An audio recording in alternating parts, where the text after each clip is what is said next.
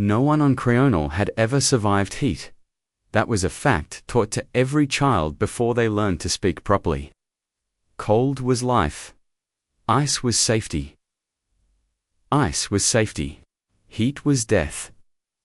Princess Aerolus stood at the highest window of the Frost Palace, watching her world wake under a pale blue sky.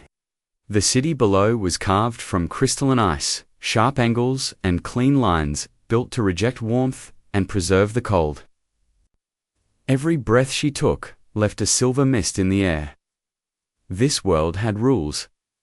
Ice listened. Ice obeyed, or at least, it used to. The palace bells rang once. Court was about to begin. Aerolus adjusted the thin ceremonial cloak over her shoulders and turned away from the window. Her footsteps echoed softly along the frozen floor as she moved toward the grand court chamber. She felt the familiar hum beneath her skin, the silent connection to the ice around her.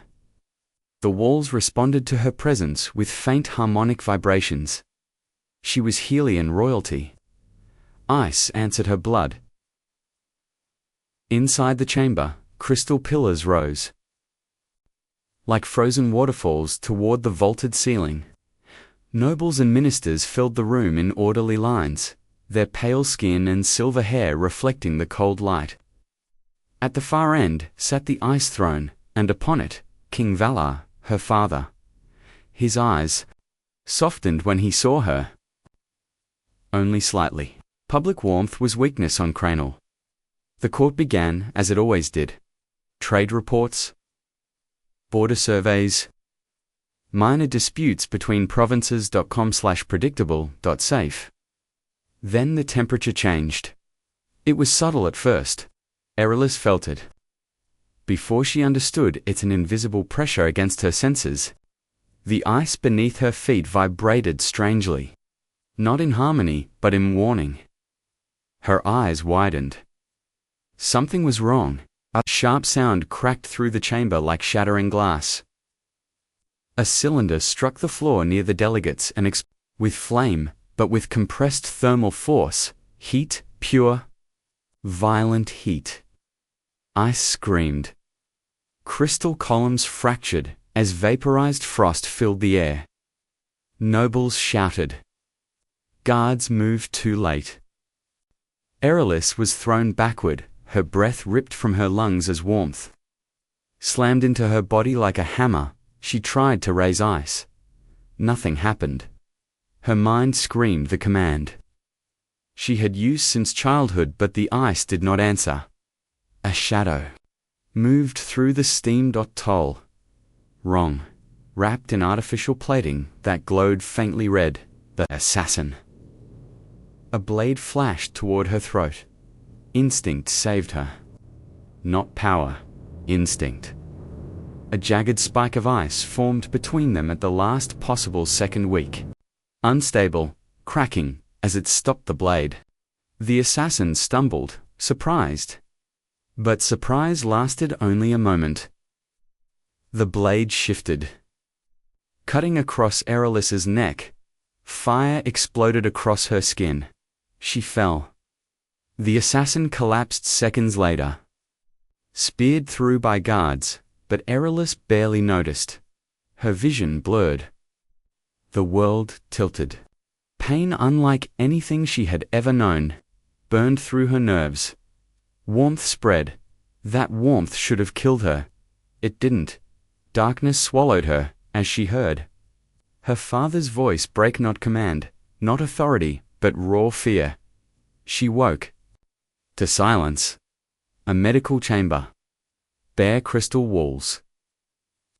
No decorative frost patterns.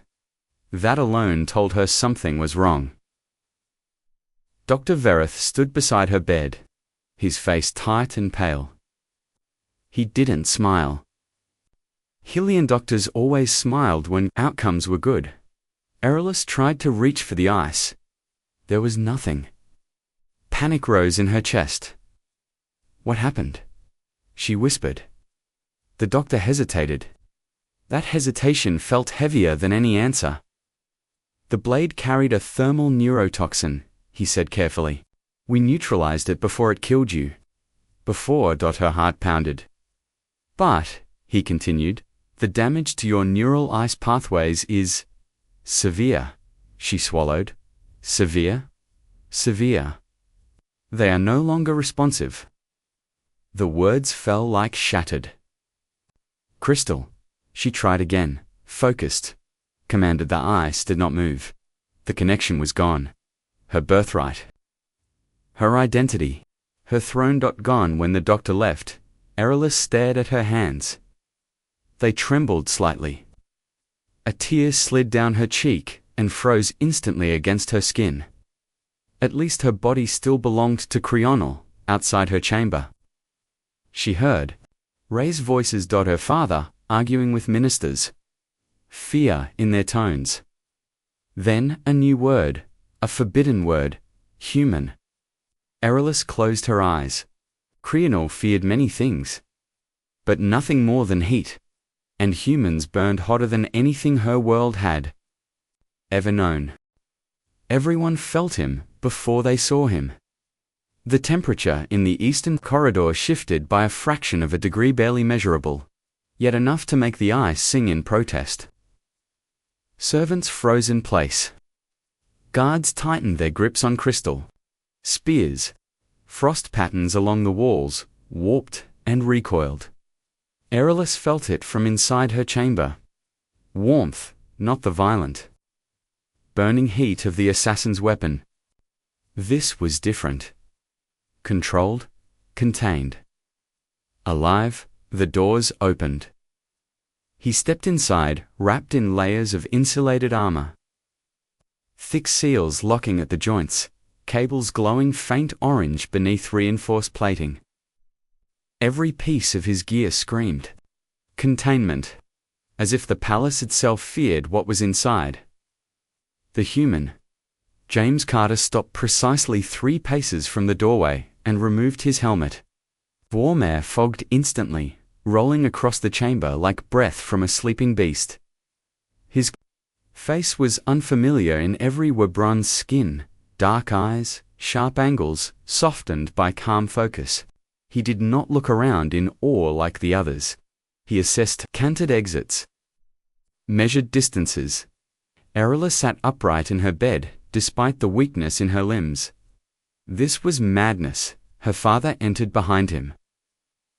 Shoulders tense beneath ceremonial robes. My daughter, King Vaylor said quietly, this is James Carter, human. Former planetary security. He will serve as your personal guard. Aerolus stared. A human? She said, her voice steady though her thoughts were not. In my chambers.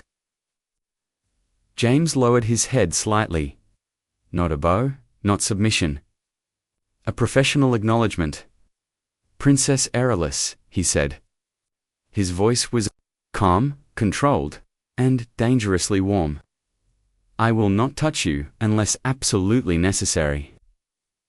That sentence landed harder than intended. The chamber's temperature rose another fraction. Aerolus's skin prickled. I don't need a guard, she said. Her father did not argue.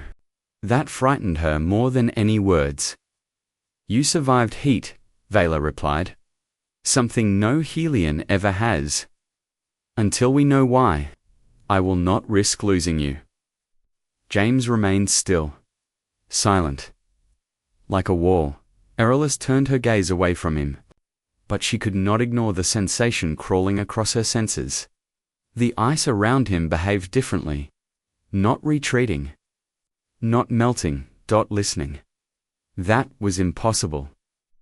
The doctor had been clear. Her connection was gone. Yet something stirred. James stepped back half a pace, precisely correcting the temperature drift. He noticed, of course he did. I've adjusted my thermal containment, he said neutrally. If the warmth is uncomfortable.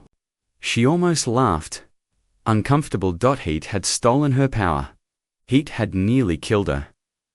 And now, heat stood in her chamber, asking permission. Stay, her father ordered quietly. Both of you. When he left, silence rushed back, unbroken only by the subtle hum of James's suit systems.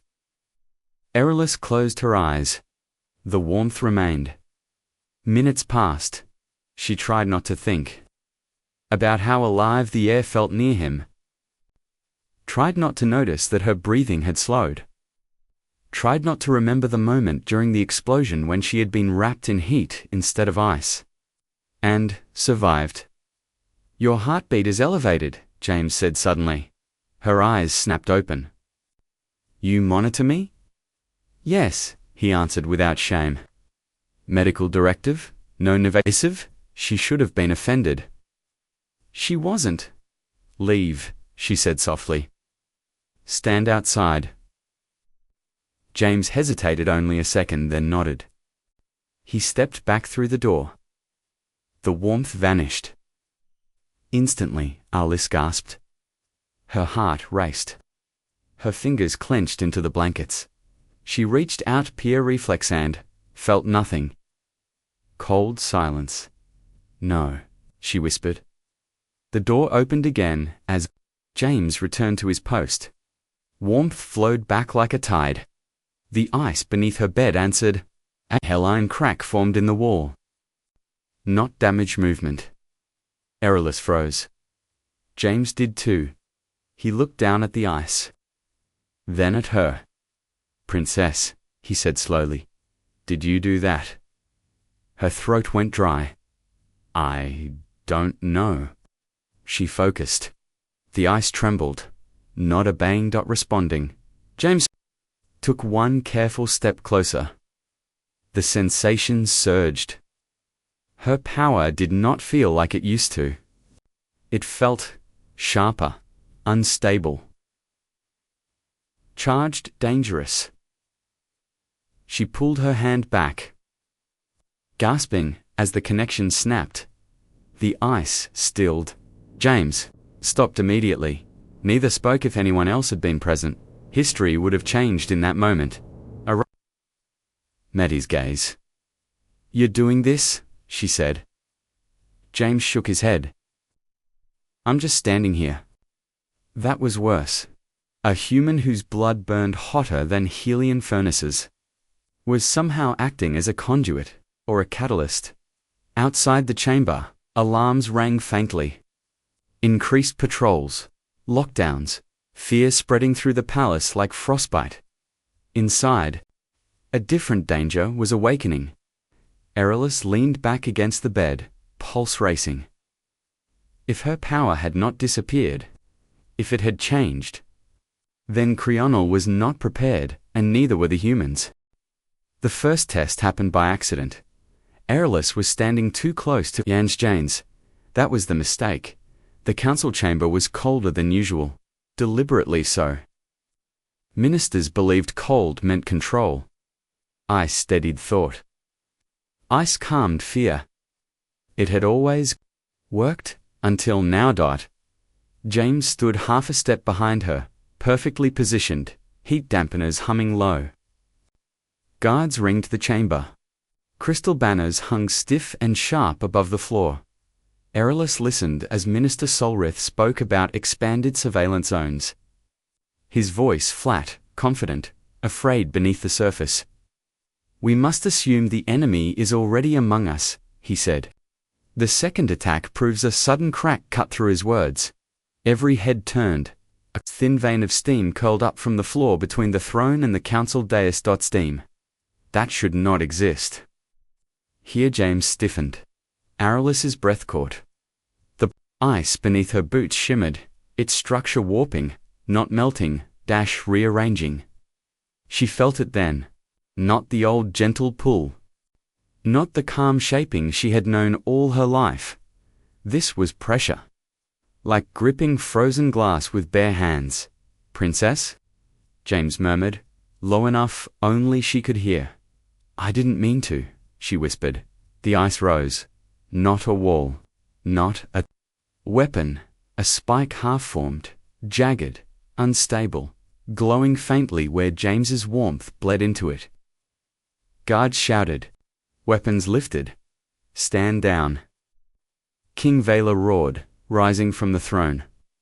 The spikes shattered on its own, exploding into frost and fragments that clattered harmlessly across the chamber. Silence followed thick. Terrified silence. Errolus stared. At her hands. They were shaking. That had never happened before. James stepped closer. Breaking protocol without hesitation, his body instinctively angling to shield her. "I'm pulling back," he said quietly. Thermal output reducing. The warmth faded. The pressure vanished. The ice went still. Everyone saw it. Every minister, every guard. Her father. Fear flickered across the chamber knot of the assassins. But if her court was dismissed within minutes, no one argued. Back in her private chamber, Errolus paced, boots scraping faintly over the crystal floor. James stood by the door, silent, immovable. "That wasn't control," she said. "That was reaction." "You didn't direct it," James replied. "It responded to you." That's worse. Her power had always been precise, clean. Elegant now, it felt like holding lightning inside ice. "My father saw," she continued. "So did the ministers. They already think I'm broken." James hesitated before answering. "They think you're unpredictable." She stopped pacing. "Do you?" His eyes met hers. "No," he said. "I think you're adapting." The word echoed in her mind. "Adapting like humans did." "Every time you're close," she said slowly, "it gets stronger." "Yes. And when you step away, it fades." Errolus laughed softly, a brittle sound. "So, I'm a weapon now? And you're the trigger." James's jaw tightened. "I didn't choose this.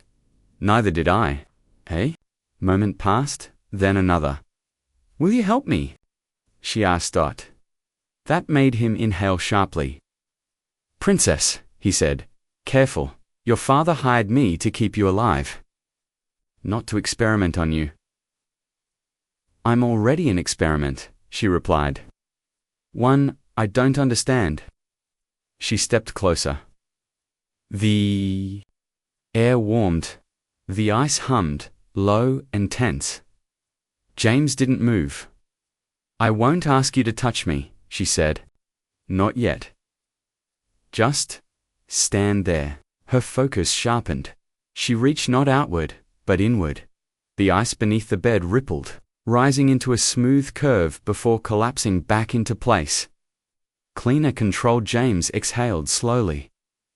"That was different," he said. "I know."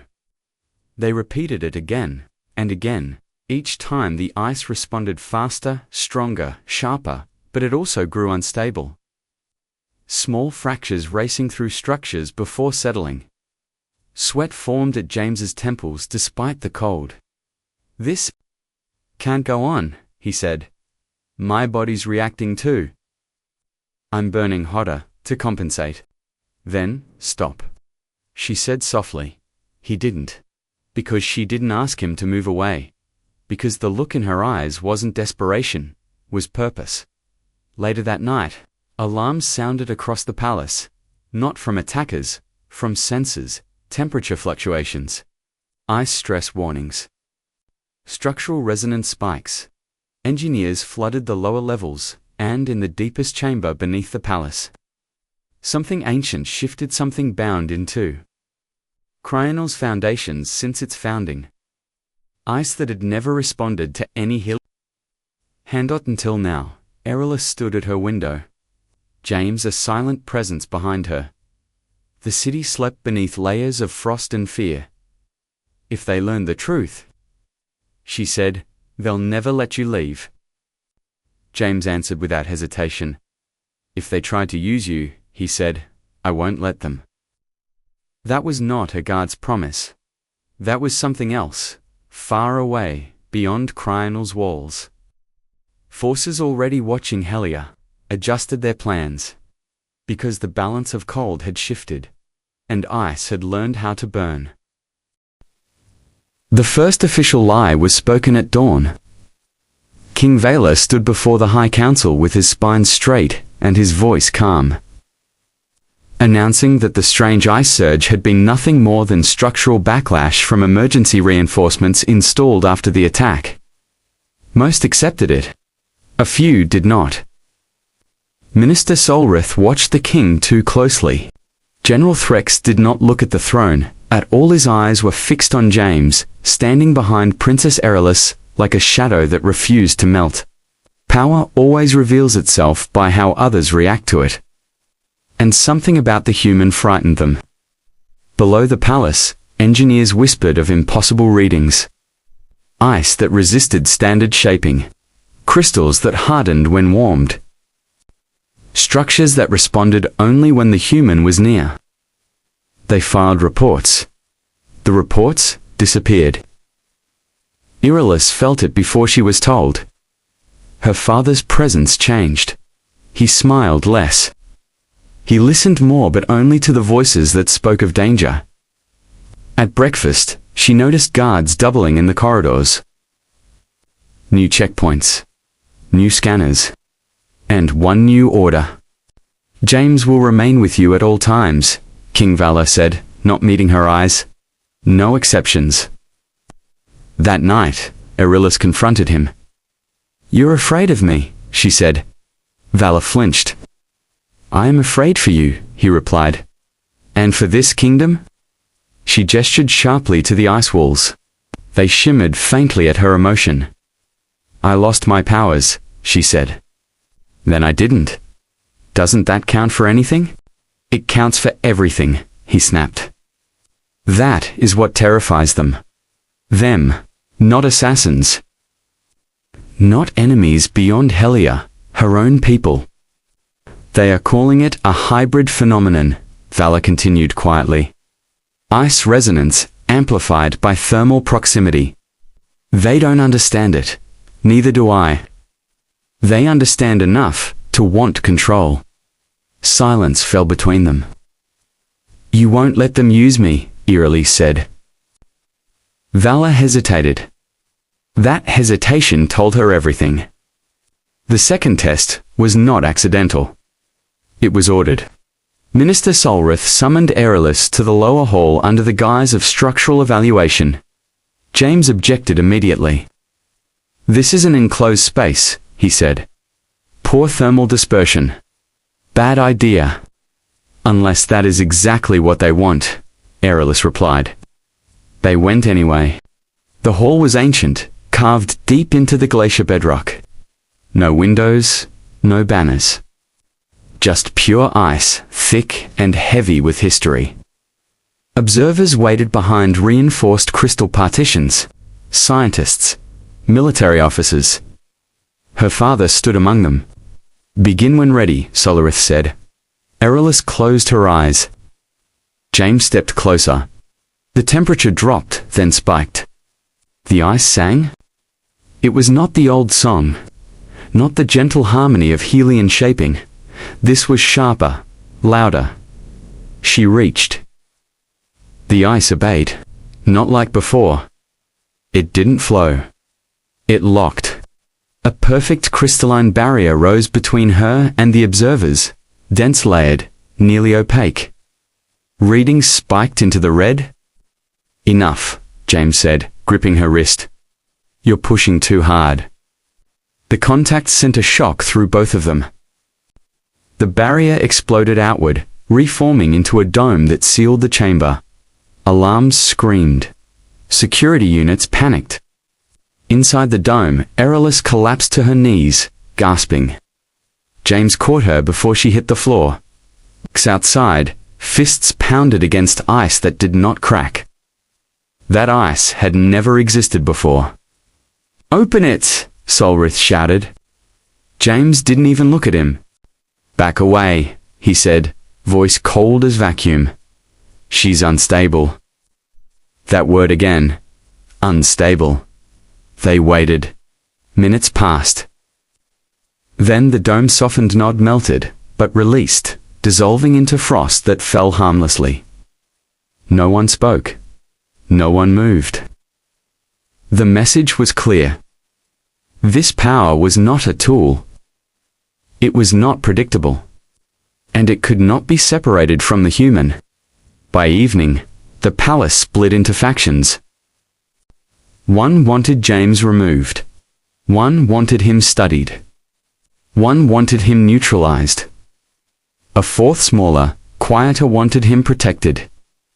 That faction belonged to Princess Aurelius. "They'll try to take you," she told James in a whisper as they walked the silent corridors. "Or kill you. Or worse." James nodded. "I expected that." "You're not afraid?"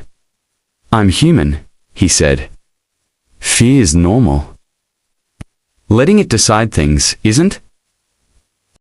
She stopped walking. "So you'll stay?" "As long as you want me here." She looked up at him, then placed her bare hand against his gloved chest. The ice beneath their feet stabilized. Perfectly. Somewhere beneath the palace, ancient crystal cores hummed in recognition. And far beyond, heliowatchers who monitored energy anomalies took notice. A new signal had appeared. Not ice. Not heat. Something in between. And empires had gone to war for less. The warning came too late. Aurelius felt it the moment she awoke. The palace was wrong. The silence was not peaceful. It was controlled. No distant footsteps. No hum of crystal resonance. No soft vibration in the walls. Only stillness. The kind that comes before something breaks. She sat up sharply. James was already awake. He stood near the door, helmet sealed, weapon not raised but ready. His body was tense in a way she had only seen once before, right before the second attack. "They've locked the wing," he said quietly. "Internal security override." Her heart thudded. "My father?" she asked. "Removed from command an hour ago," James replied. "Temporary authority. Council vote." Her breath caught. "A coup?" she whispered. "Soft one," James said. "Paper and signatures. No blood yet." Yet. The word hung heavy. The doors opened without warning. Royal guards poured in. Too many. They wore the crest of Heliobut, not the palace colors. Their armor carried council marks, not the crown. Minister Solreth stepped through them. His smile was thin and careful. "Princess Aurelius," he said. "For your safety, you are to be relocated." James shifted slightly. "No," Solrith added, eyes blinking to the human. "Not him," Aurelius stood. "You will step back?" she said. "All of you?" They didn't. Solrith sighed. "We have tolerated this anomaly out of respect," he said. "But it is destabilizing the realm." "You are destabilizing the realm?" Aurelius laughed once. "My mother ruled with ice," she said. "My father with trust. You rule with fear." "That is why we survive," Solreth snapped. "Remove the human." The guards moved. James did not draw his weapon. Instead, he stepped closer to Aurelius. "Princess," he said softly, "permission to break protocol." She didn't hesitate. Granted. The room exploded. Not outward. Inward. The temperature plummeted, then surged. The floor crystallized under their feet, locking guards in place mid. Weapons froze inside gauntlets. Walls grew facets like armor. Aurelius felt it fully now. The power was not borrowed. It was not dependent. It was shared. James grabbed her hand. "Bare skin to bare skin," the ice responded instantly. Not sharp, not wild. Precise. The doors sealed. The guards screamed as frost crawled up their legs, not harming, not killing, but immobilizing. Solrith stumbled backward. "This is treason," he hissed. "No," Erelus said, voice steady and cold. "This is survival." She stepped forward. The ice parted for her. "Release my father," she commanded. "You don't understand what you are," Solrith said, panic creeping in. "What this makes you." "I do," she said. "And so do you." James leaned closer, voice low enough that only Solrith heard. "She's not your weapon," he said. "And neither am I." The ice around Solrith's feet rose, not trapping. "Warning, call off the council forces," Erelus said. "Or this palace locks itself permanently." The crystal ceiling groaned softly. Ancient structures responded. Solrith saw it then. Not power. Recognition. The palace itself had accepted her, and the human. His shoulders sagged. "Stand down," he whispered. The guards froze, then thawed. The doors reopened. The palace breathed again. They found King Vaylor alive. Confined, shaken, but unharmed. When he saw Erelus standing beside James, their hands still linked, his expression broke. "I tried to protect you," he said. "You did," Erelus replied. "Now let me protect us." The council was dissolved by sunrise. Solrith resigned before noon. By dusk, the rumors spread beyond Helia, a princess who reshaped ice without touching it. A human who stood inside the cold and did not die. A bond no science could explain. Far across the stars, sensors confirmed it. This was not evolution. It was not mutation. It was convergence. And something ancient had noticed. Something that remembered a time when ice and fire were never meant to exist alone. That night, as the palace slept uneasily, James stood at the window beside Erelus. "You should send me away," he said. "Before this gets worse." She shook her head. "It already is worse," she replied. "And better." She looked at their joined reflections in the crystal glass. "What happens next?" she asked. James didn't answer immediately. Instead, he listened. To the ice.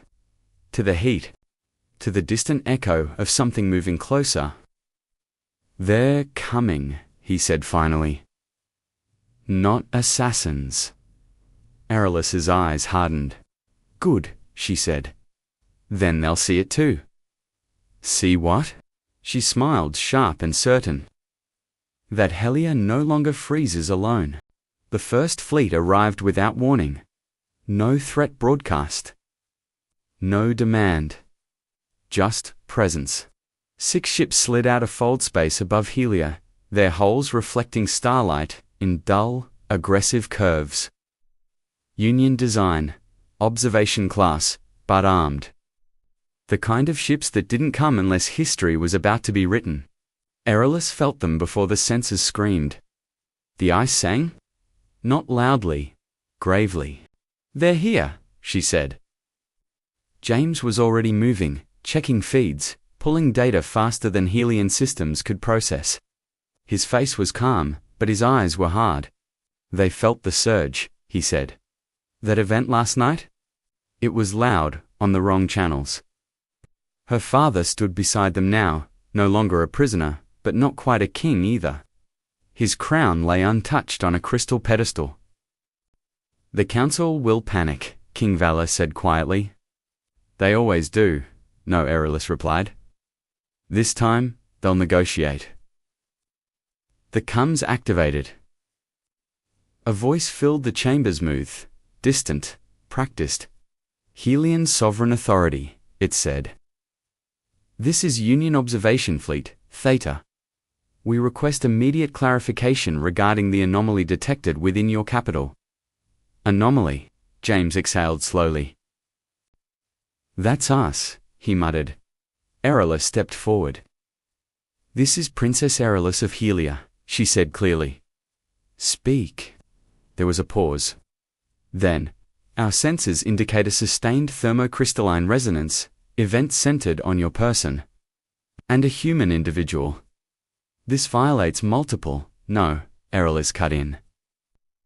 "It challenges your assumptions." Silence again. Then a new voice entered the channel. Lower, older. "Princess," it said. "I am Director Kale, of Unions and Science. We believed your people incompatible with sustained thermal exposure." James smiled faintly. "So did you believe humans couldn't survive Helian cold?" he said. "Turns out the galaxy's wrong a lot." The channel went quiet. Then Kale spoke carefully. "What you represent," he said, "could destabilize interspecies equilibrium?" Aerolus placed her hand on the crystal floor. The palace responded. Ice rose, forming images. Not weapons. Records. Ancient Helian carvings lit up across the walls, depicting a time before isolation, before fear. "We were never meant to be static," Aerolus said. "Ice adapts. It always has." James stepped beside her. "And humans don't conquer everything they touch," he added. "Sometimes we synchronize." The Union ships adjusted formation. Weapons powered down. That alone shocked the council chambers across Helia. Director Kale's voice softened. "You are not an anomaly," he said slowly. "You are a bridge." The truth spread fast. Faster than fear. Helian scholars confirmed at first ice, responding not to heat, but to regulated thermal variance. Not melting, devolving. Devolving? Human scientists followed, discovering that James's physiology had adapted microlayer insulation responses unique to Helian crystal fields. Together, they weren't weakening each other. They were stabilizing something long thought impossible. Aerolus stood before the council one final time. "This is my choice," she said. "Not as princess. Not as heir." She glanced at James. "But, as Helia," she removed her signet ring, set it down. "I will not rule from a throne of fear," she said. "I will rule from motion." Gasps filled the chamber. King Valor stepped forward and knelt. The ice did not resist, it accepted. James watched, stunned. "You don't have to do this," he whispered. She smiled. "I already did." Months later, Helia changed. Not warmer, stronger. Human Helian research sanctuaries rose along the coast, shielded, adaptive, alive. Trade returned. The outer provinces reopened. The palace remained, but its doors were no longer sealed by silence. And across the stars, the story spread. Of a world that drank cold like breath. Of a human who walked through ice without dying. Of a princess who lost her power and found something greater. On her last night before the coronation, Arella stood beside James at the window. "What happens to you now?" she asked. He thought for a moment. "I stay," he said. "If you'll have me." She didn't answer. She reached out.